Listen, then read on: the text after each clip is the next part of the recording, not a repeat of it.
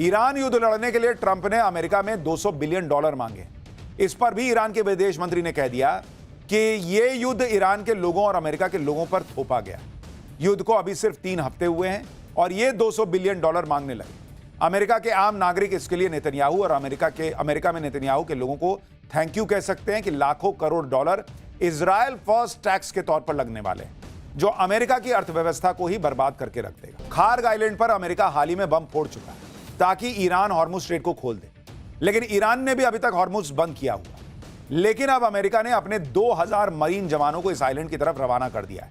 Report है कि इस जहाज को सिंगापुर से ईरान की तरफ बढ़ते हुए देखा गया है। अमेरिका के रक्षा मंत्री पीट हेगसेथ ने ईरान को धमकाते हुए कहा कि अगर ईरान हॉर्मुज के रास्ते में अड़ंगा डालेगा तो अमेरिका उसके उस खार्ग आइलैंड पर कब्जा कर लेगा। लेकिन ईरान कह रहा है कि कुछ भी करके देख लो, ईरान झुकेगा नहीं। ईरान तो वेट कर रहा है। ईरान बैठा हुआ है कि तुम भेजो अपने सैनिक। जो ड्रोन हम अमेरिका तक नहीं भेज पा रहे, जो मिसाइलें हम अमेरिका तक नहीं मार पा रहे, तुमको ईरान के लोगों को मारने में मजा आता है। ईरान कह रहा तुम भेजो ना, हम मार के बताते हैं तुमको कैसे तुम्हारे सैनिकों को मारेंगे। सिर्फ अमेरिका के संसाधन, अमेरिका का पैसा ही बर्बाद होगा, ईरान कह रहा अगर तुम ये सब करोगे। ईरान युद्ध लड़ने के लिए ट्रंप ने अमेरिका में $200 बिलियन मांगे। इस पर भी ईरान के विदेश मंत्री ने कह दिया कि यह युद्ध ईरान के लोगों और अमेरिका के लोगों पर थोपा गया। युद्ध को अभी सिर्फ 3 हफ्ते हुए हैं और ये $200 बिलियन मांगने लगे। अमेरिका के आम नागरिक इसके लिए नेतन्याहू और अमेरिका में नेतन्याहू के लोगों को थैंक यू कह सकते हैं कि लाखों crore dollar Israel first tax के तौर पर लगने वाले हैं, जो अमेरिका की अर्थव्यवस्था को ही बर्बाद करके रख देगा। यानी ईरान जो है वो अमेरिका की पब्लिक को पिन मार रहा है कि देख भाई, मेक अमेरिका ग्रेट अगेन बनाने आए थे ये भाई साहब, ये इजराइल के इशारों पे नाच रहे हैं, उसके लिए काम कर रहे हैं। तुम टैक्स भर रहे हो, इजराइल का काम हो रहा है। मार दिया पिन। वहां पब्लिक जो है वो कर, हाँ यार ये तो सही कर रहा है। देखिए बात सही भी है। जितना पैसा अमेरिका ने करीब 3 साल के यूक्रेन युद्ध में खर्च नहीं किया, उससे कहीं ज्यादा रकम वो 3 हफ्ते में ईरान के खिलाफ लगाने वाला है। आप देखिए कि यूक्रेन युद्ध पर अगर आप देखेंगे अमेरिका का खर्च कितना रहा है, अमेरिका का खर्च अगर आप देखने बैठेंगे कि वो कितना युद्ध पे खर्च किया, तो जो यूक्रेन युद्ध है, यूक्रेन वॉर, उसमें अगर आप देखेंगे 2022 से 2025 की बात कर रहा हूं, उसमें अमेरिका ने कितना खर्चा किया? 16 लाख करोड़ रुपए 3 साल में बॉस, 16 लाख करोड़ रुपए। और ईरान युद्ध में, ईरान वॉर में अमेरिका कितना खर्च कर रहा है? 9,000 करोड़ CR पर डे खर्च कर रहा है बॉस, पर डे। और 20 दिन में इसका मतलब यह है ऑलमोस्ट 2 लाख करोड़ रुपए वो खर्च कर चुका है। 2 लाख करोड़ रुपए 20 दिन में। और बजट मांग रहा है कि 18 लाख करोड़ रुपया और दो। तो आप देखिए कि 2 लाख करोड़ इधर और 18 लाख करोड़ का बजट मांग रहा है, तो 20 लाख करोड़ हो गया। तो जितना 3 साल में खर्च नहीं किया यूक्रेन युद्ध में, उससे ज्यादा तो ईरान में खर्चा कर देगा। तो ईरान कह रहा कि मारो, हमको क्या है। हम थोड़े कहते हैं कि हम दुनिया के सबसे बड़े देश हैं, हम दुनिया के सबसे ताकतवर देश हैं, हम पूरी दुनिया को चला रहे हैं। डुबाओ, फाड़ो पैसा, अपना डॉलर फाड़ फाड़ के फेंकते जाओ, जलाते जाओ, हमको क्या, हमको तो मार नहीं बैठो ना, हम तो मर ही रहे हैं, तुम्हारी इकोनॉमी मार के मर जाएंगे, ईरान कह रहा है। सोचिए ऐसे युद्ध में बेतहाशा खर्च हो रहा है, जिस युद्ध में ट्रंप अपना कोई मकसद भी नहीं बता पा रहे। भाई को पता ही नहीं है कि किस बात का पैसा खर्च कर रहा है। ब्याह में नाच रहे हो कि ऐसे ऐसे उड़ा रहे हो, पब्लिक का पैसा उड़ा रहे हो तुम। इसी पर दुनिया भर में ट्रंप की छीछालेदर हो रही है। बड़ी बड़ी मैगजीन और अखबार लिख रहे हैं कि यह ट्रंप का ऑपरेशन एपिक फ्यूरी नहीं है, एपिक फेलियर दिख रहा है। दुनिया की बड़ी मैगजीन इकोनॉमिस्ट ने अपने कवर पेज पर ट्रंप की आंखें बंद किए हुए फोटो दिखाते हुए लिखा कि ऑपरेशन ब्लाइंड फ्यूरी। इसको दिख ही नहीं रहा है कर क्या रहा है ये आदमी। ये सब बातें इसलिए हो रही हैं क्योंकि ट्रंप क्या कह रहे हैं, ट्रंप क्या कर रहे हैं, ये किसी को समझ में नहीं आ रहा और उनको भी नहीं आ रहा है। ट्रंप जिस रूस के तेल से सबसे ज्यादा नफरत करते थे, उस तेल पर दुनिया से कह दिया कि जाओ जाके खरीद। ईरान के जिस तेल पर अमेरिका ने सैंक्शन लगा रखा था, अब अमेरिका उसके बारे में क्या कह रहा है सुनिएगा। आपका दिमाग हिल जाएगा। कह रहा है कि उस पे से भी सैंक्शन हटा देंगे, जो समुद्र में ईरान का तेल खड़ा है, जहाज में पड़ा है, कह रहा है उस पे से भी सैंक्शन हटा देंगे, वो भी ले लो। क्या हालत हो गई तुम्हारी अमेरिका, क्या हालत हो गई है सोचिए। रूस को मारने चले थे, रूस को मार नहीं पाए। रूस यूक्रेन युद्ध रुकवाने चले थे, वो रोक नहीं पाए। चाइना को डैमेज करने चले थे, वहां जिनपिंग हंस रहा है क्या किया ये आदमी। और यहां ईरान से लड़ रहे हो और दुनिया से कह रहे हो कि ईरान का तेल भी खरीद लो भाई। ऐसा तो उसी एक जानवर के साथ होता है जो अपना पूंछ पकड़ने के लिए गोल गोल घूमता, पकड़ नहीं पाता। वही अमेरिका का हाल हो गया। अगर ट्रंप ऐसे ही युद्ध बिना मतलब के खींचते रहे तो फिर दुनिया में हाहाकार मच जाएगा, क्योंकि बात सिर्फ तेल और गैस की नहीं है। अगर आप ओवरऑल दुनिया के हालात देखेंगे तो खाड़ी देशों से आने वाले फर्टिलाइजर की कमी की वजह से फूड क्राइसिस को खतरा है। 4.5 करोड़ लोगों के भूखमरी की चपेट में आने का खतरा है। कई एक्सपर्ट यह दावा कर रहे हैं कि अगर युद्ध 10 दिन और चल गया ना तो ग्लोबल रिसेशन आने का डर है, मंदी आ जाएगी दुनिया में। जब यह युद्ध शुरू हुआ तब से ग्लोबल स्टॉक 4.5% गिर चुके हैं। वर्ल्ड जीडीपी को 4 से 5% का झटका लगने का खतरा है। दुनिया भर में ऑयल और गैस के दाम बढ़ रहे हैं। युद्ध का इंपैक्ट ऐसा पड़ रहा है कि ईरान के कल के अटैक के बाद यूरोप में गैस की कीमत 35% बढ़ चुकी है। खाड़ी देशों से दुनिया को सिर्फ ऑयल और तेल ही नहीं मिलता, बल्कि फर्टिलाइजर यानी खाद की भी सप्लाई होती है। इसलिए आने वाले दिनों में फूड क्राइसिस के बढ़ने की चिंता है। दुनिया का 20% फर्टिलाइजर यानी खाद और 46% यूरिया खाड़ी देशों से आता है बॉस। अगर हॉर्मुज स्ट्रेट बंद ही रहा तो दुनिया के कुल खाद व्यापार का 1/3 हिस्सा बाधित हो सकता है। नाइट्रोजन खाद की कीमत दोगुनी हो सकती है और फॉस्फेट खाद की कीमत करीब 50% बढ़ सकती है दुनिया भर में। एशिया के देश खाड़ी के फर्टिलाइजर पर सबसे ज्यादा निर्भर है। 35% यूरिया, 53% सल्फर और 64% अमोनिया एशिया को जाता है।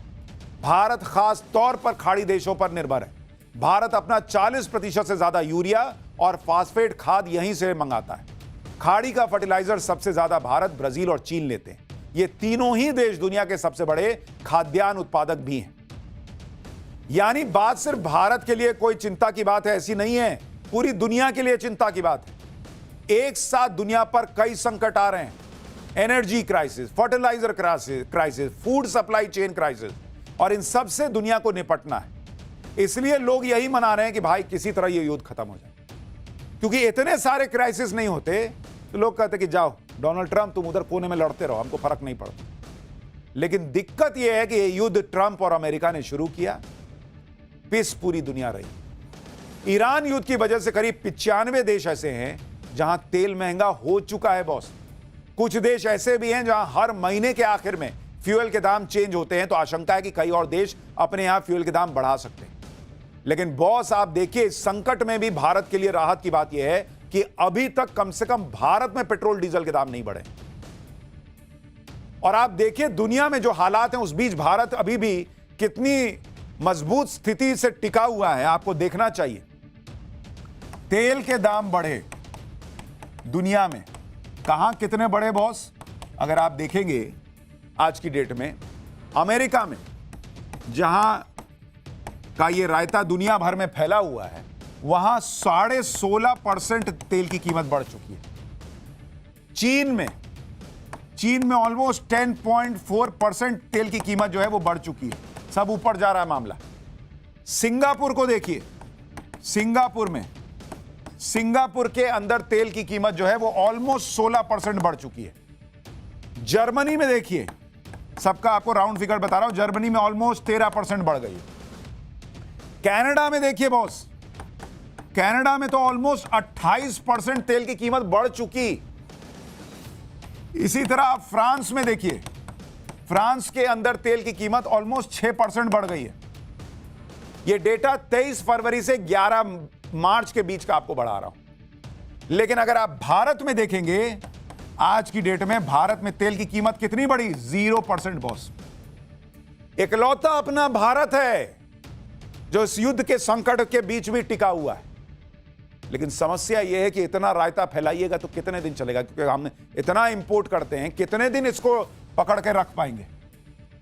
लेकिन दुनिया भर में इंपैक्ट पड़ रहा है। भारत में पेट्रोल डीजल के दाम नहीं बढ़ रहे, लेकिन अगर यह युद्ध ऐसे ही चलता रहेगा तो आगे क्या होगा इसकी कोई गारंटी नहीं है।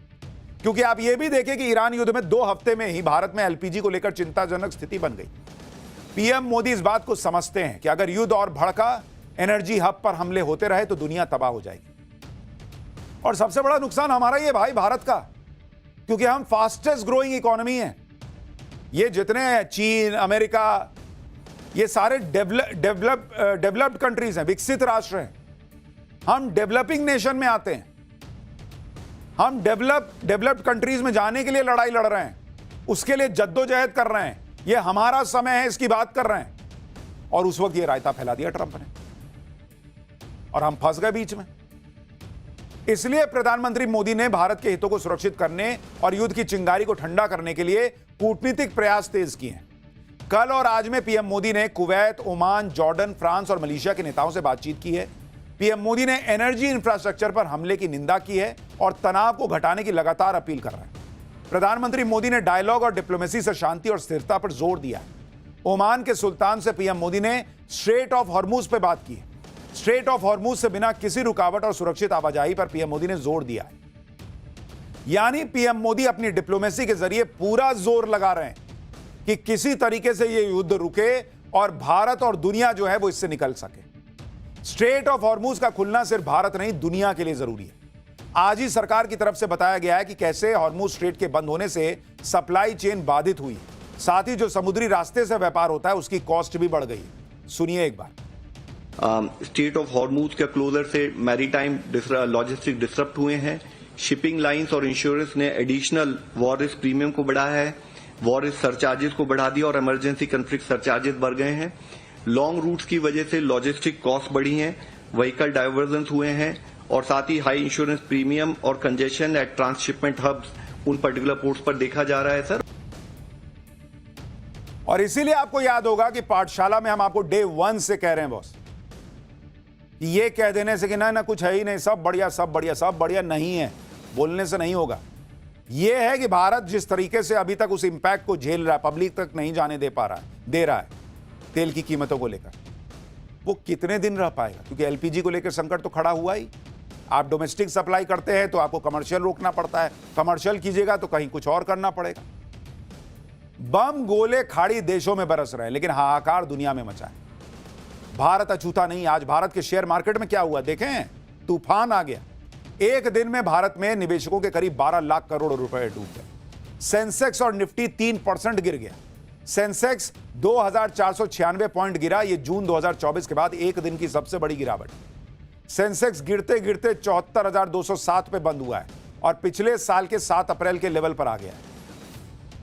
युद्ध से जो हाहाकार मचा है उससे कोई अछूता नहीं है बॉस। और आप देखिए दुनिया भर के शेयर बाजार कैसे लुढ़क गए। साउथ कोरिया का शेयर बाजार 2.7% गिर गया।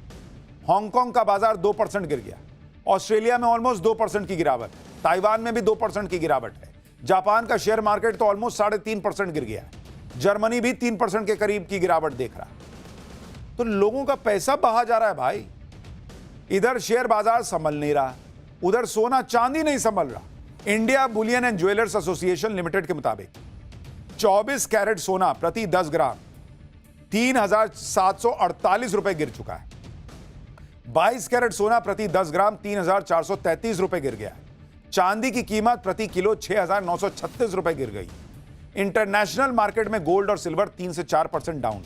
वैसे तो युद्ध के माहौल में सोना चांदी के दाम आमतौर पर बढ़ जाते हैं, लेकिन अभी जिस तरह से महंगाई बढ़ रही है, ऑयल के दाम बढ़ रहे हैं, उससे लोग अभी गोल्ड और सिल्वर में पैसा लगाने से बच रहे हैं और जो कैपिटल है वो एनर्जी मार्केट की तरफ मूव हो रहा है। युद्ध का असर दुनिया भर में भारत से होने वाली मेडिसिन सप्लाई पर भी पड़ रहा है। दवाओं के माफ कीजिएगा, दवाओं के होलसेल प्राइस 10 से 15% बढ़ गए। रॉ मटेरियल की कीमत केवल 8 दिन में 20 से 60% बढ़ गई है। शिपिंग कॉस्ट 3 से 5 गुना हो चुका है और कुछ दिन यही सब चला तो तेल गैस के साथ साथ दवाओं के लिए हाहाकार मचेगा। युद्ध के वजह से सेमीकंडक्टर इंडस्ट्री हिली हुई है। यूरोप के देश ज्यादा पैसे देकर एशिया से सेमीकंडक्टर मंगा रहे हैं। इसके अलावा हीलियम गैस की भी कमी देखने को मिल रही है, क्योंकि हीलियम गैस नेचुरल गैस से ही बनती है। यह एलएनजी का बाई प्रोडक्ट है।